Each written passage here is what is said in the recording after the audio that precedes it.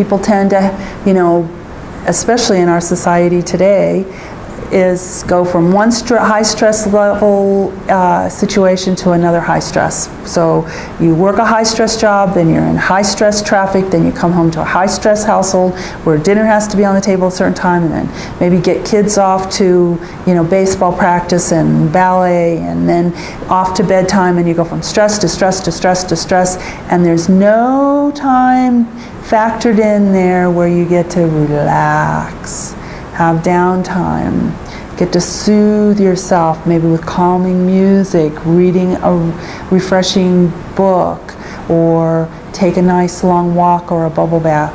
The idea is we need to have a balance between stress and non-stress events in our life so that our body has a chance to equilibrium, for the equilibrium to come back, and for us to then start to calm down, stop eliciting all these chemicals from our adrenal glands that pulls on all of our organs in our endocrine system, so that we stop, this futile process of accelerating our aging.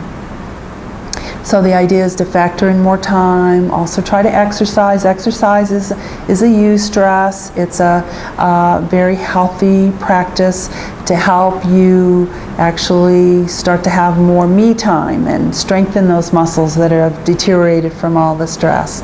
And it also releases endorphins, which is very calming and makes you feel better in terms of your mood. Pick your friends better. People who drag you down with their emotions, or are always creating dramas, or have negative things to say about themselves or others, is also the type of person that wouldn't be very calming and relaxing for you. You need to be with people who are enjoyable, who make you laugh, who share in the good times. Not that they should not share in the bad times, but the idea is we want to minimize that. So being with somebody who seems to draw attention to themselves for the negativity in their lives, that's not healthy for you. So pick your friends more wisely. Also pick your language more wisely. The idea is, if you're always saying, I'm so stressed out, or I got to multitask, or I have all these things to do, I'm just feeling so pressured, I'm overwhelmed, and if you catch yourself thinking it or saying it frequently enough, then you're living it. And you need to start to regulate that by first changing your orientation around your expectation that this is a nice and acceptable way to live, because it isn't for anybody anywhere.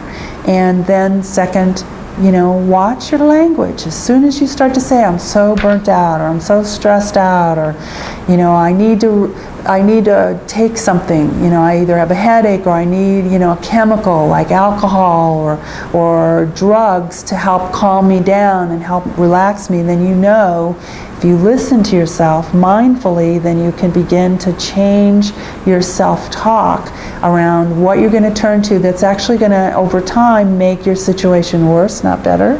And so self-talk is very important. Say soothing things, change your story, change how you assess your reality. Instead of saying, I'm all stressed out, saying, I need to make a good choice about what I'm doing here.